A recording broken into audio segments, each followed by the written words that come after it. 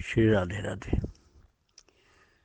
भगवान की भक्ति में खान पान के संयम का बड़ा महत्व होता है। यद्यपि ये संयम कठिन काम है,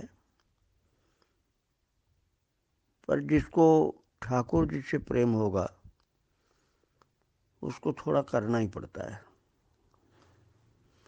वैसे ज्ञान मार्ग में, योग मार्ग में भी संयम आवश्यकता पड़ती है, किंतु ये संयम वही व्यक्ति कर पाते हैं ज़्यादातर जो पिछले जन्म के अच्छे साधक होते हैं। नहीं तो सबसे ज़्यादा गड़बड़ यही होती है कि अच्छा स्वादिष्ट भोजन देख करके मन ललचाए, और जहाँ मन ललचाया तहाँ व्यक्ति खान पान में ऐसे टूट पड़ता है बढ़िया स्वादिष्ट चीज़ें खाने में कि फिर वो सोचता ही नहीं कि इससे हमारी वृत्ति बिगड़ेगी और भगवान की जगह इसी पर ध्यान बार बार जाएगा। और जो भक्त होते हैं वो भगवान का भोग तो लेते हैं, किंतु हमारा मन भगवान से हटकर खाने में न लग जाए, इसका भी ध्यान रखते हैं। मैं एक महान पुरुष की चर्चा आपसे करने जा रहा हूँ, बाबा हरिदास जी महाराज। पहले हरिदास जी महाराज कई आप सुन चुके हैं, लेकिन ये बाबा हरिदास जी ये अलग थे। ये जिला रायबरेली में बबोरिया नाम की एक जगह वहाँ के थे, और बचपन के ही बड़े संयमी थे। बचपन में ही एक बार गंगा जी गए थे, वहाँ कुश्ती लड़ने के लिए गए।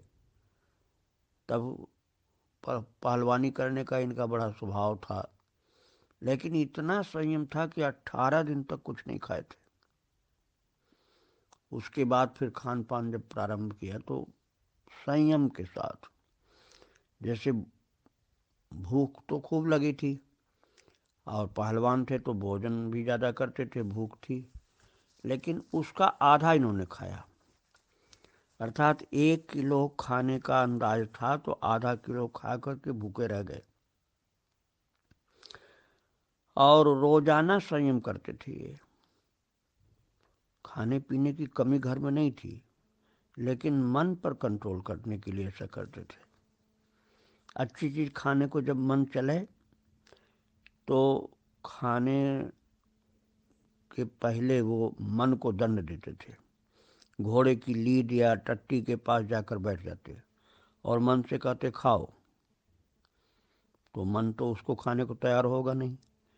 टट्टी को या घोड़े की लीद को खाने के लिए मन कहाँ से तैयार होगा। तो कहते थे आज मैं तुमको खाने को ही नहीं दूंगा। अपने मन को बोलते थे आज मैं तुमको खाने को ही नहीं दूंगा, तुम परेशान करते हो। बिल्कुल नहीं खाने देते। जब वो लालच का स्वभाव हट जाता तो अगले दिन थोड़ा भोजन देते। जिस दिन भूख बिल्कुल तेज रहे और मन पर संयम रहे उस दिन तो भोजन थोड़ा अधिक कर लेते थे, लेकिन तो रोजाना संयम रहता था। भरपेट तो कभी भी नहीं खाते थे। और इसी तरह से नींद पर भी संयम था। जरा सी भी इनको नींद आती थी भजन में तो ये खड़े हो जाते थे और सब कपड़ा उठा उठा करके फेंकते थे अपने, केवल लिंगोटी पहने खड़े हो जाते थे।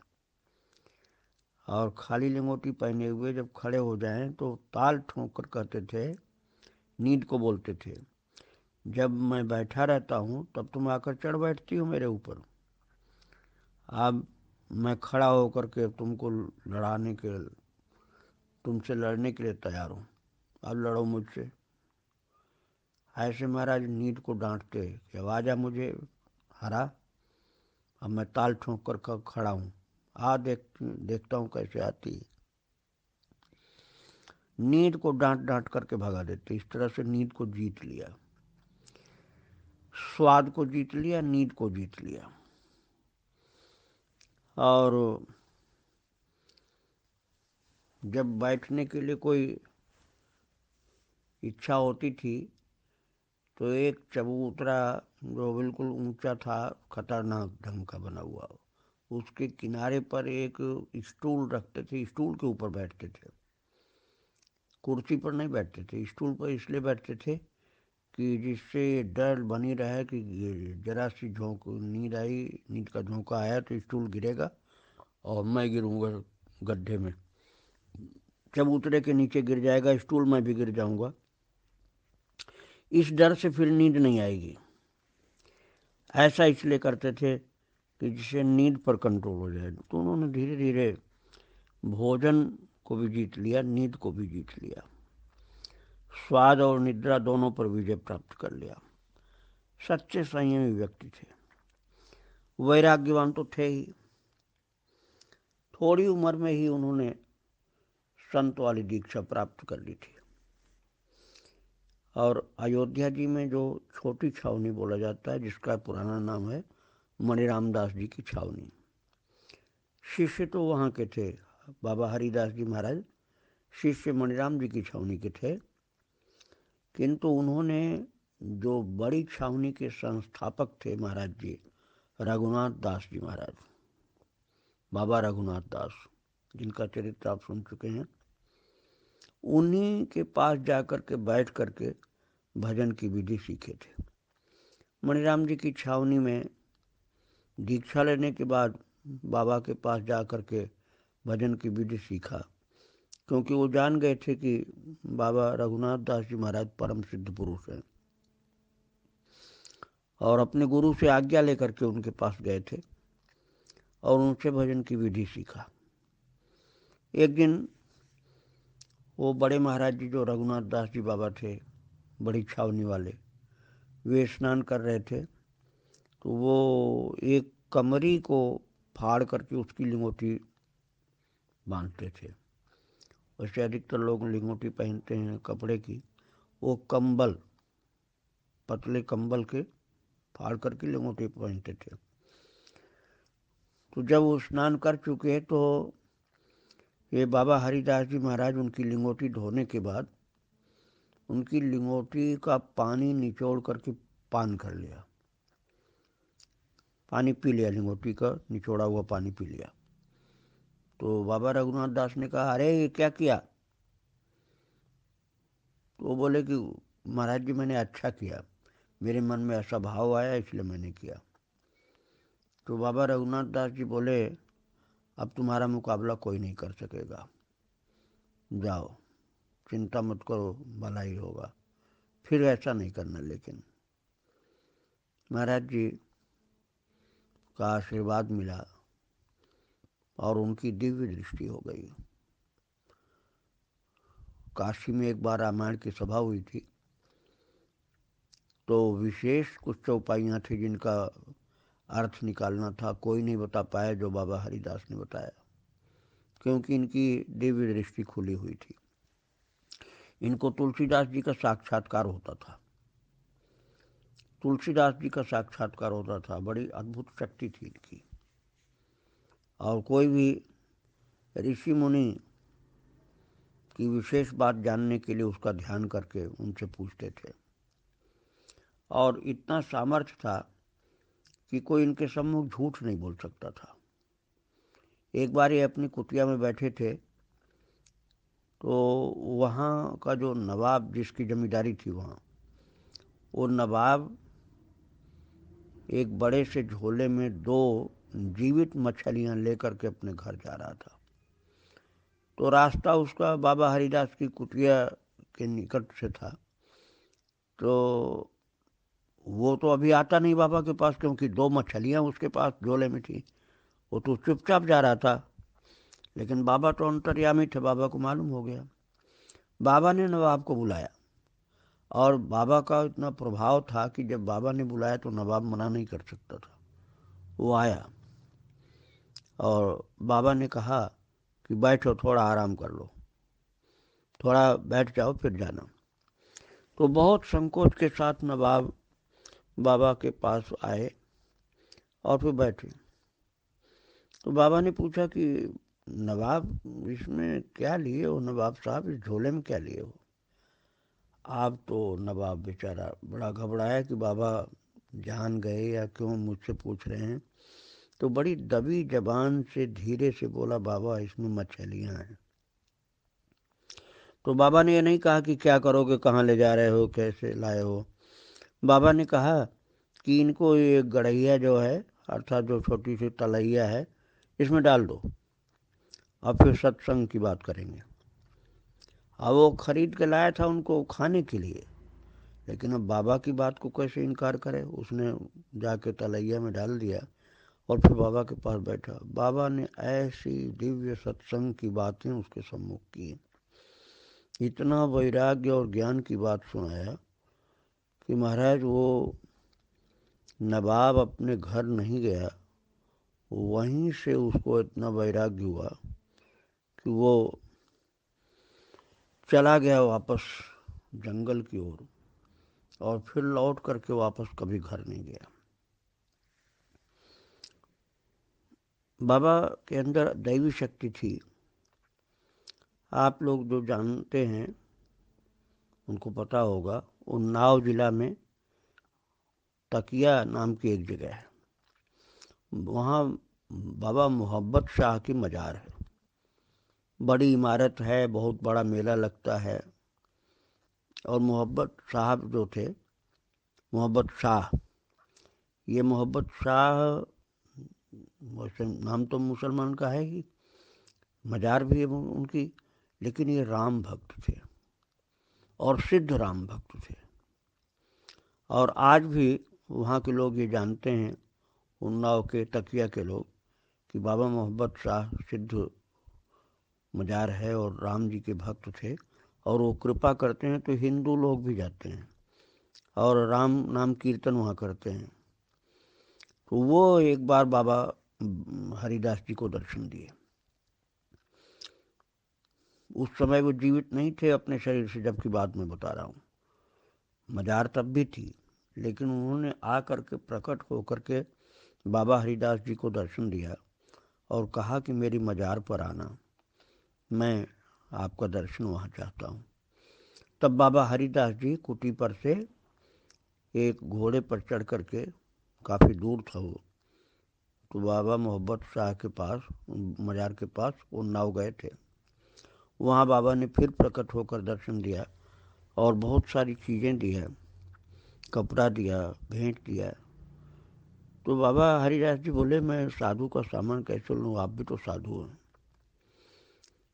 तो मोहब्बत शाह बोले कि आप पहली बार मेरे यहाँ आए हैं, मेरे मज़ार पर दर्शन दिए हैं, आप जरूर ले आइए और वहाँ संतों को बांट देना।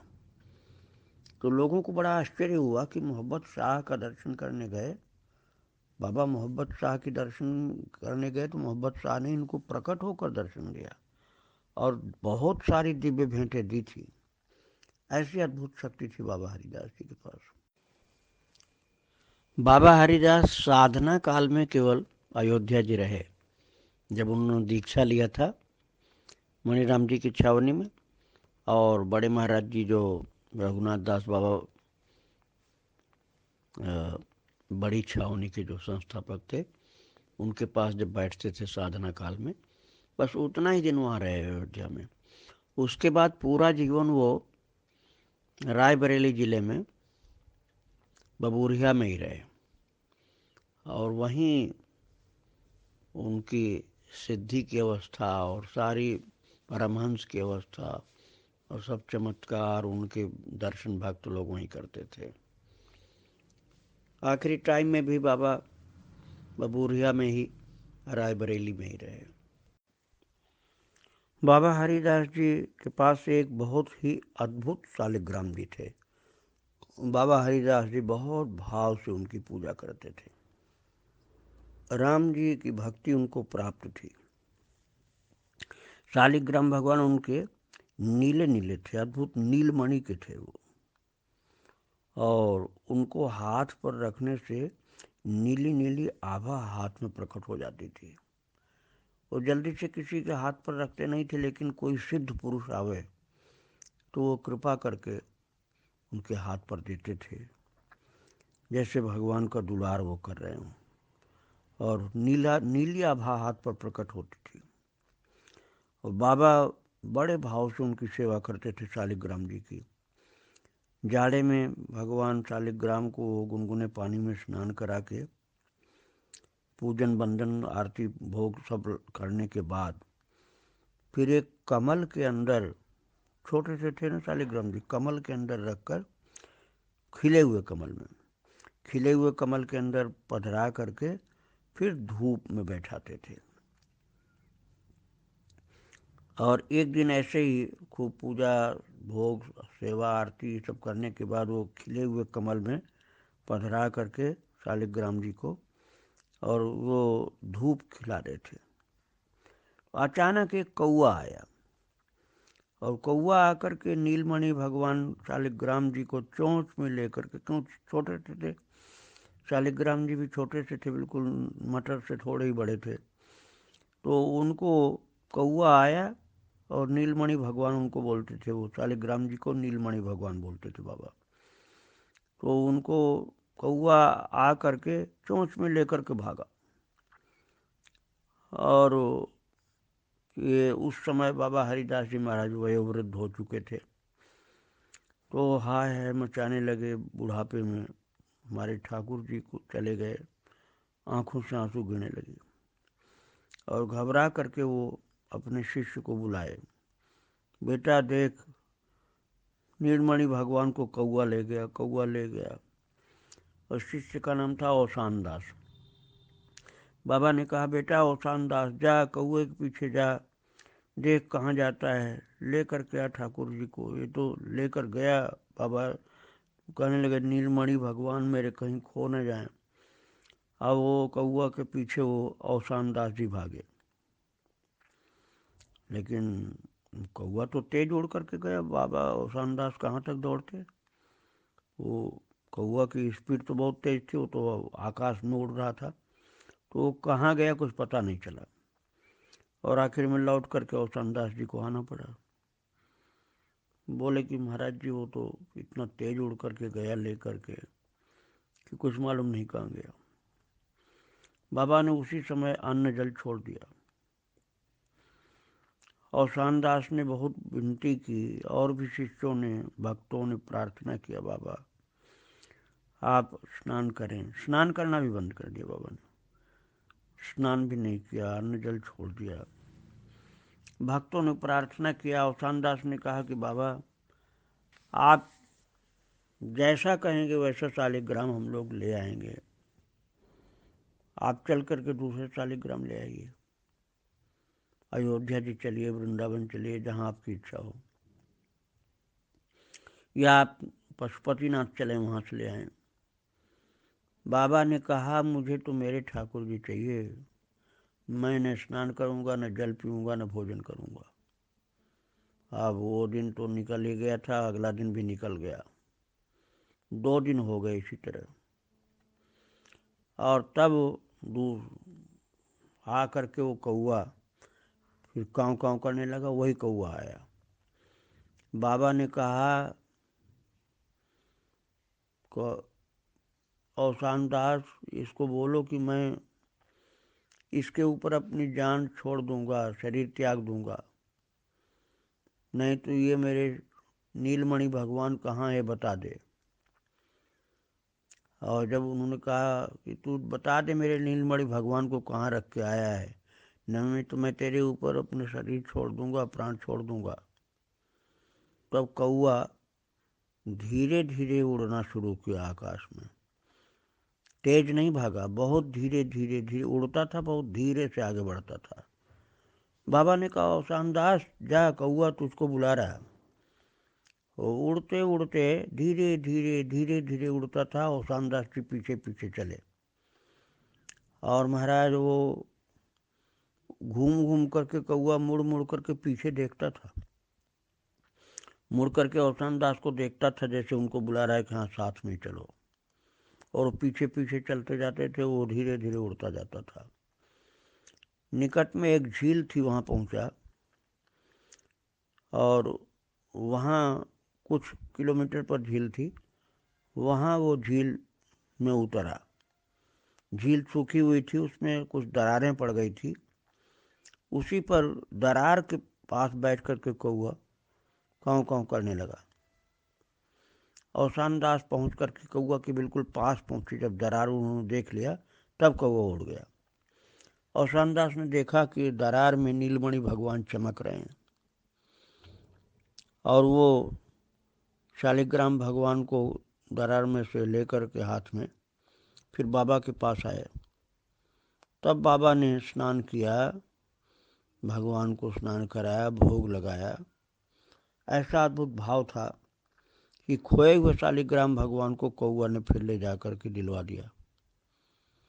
महाराज भक्ति ऐसी अद्भुत थी उनकी कि चराचर सब उनके भाव की रक्षा करते थे। और जब बुढ़ापा में बाबा के अंदर बाल भाव प्रकट हो गया, खान पान का संयम बुढ़ापे में भी था।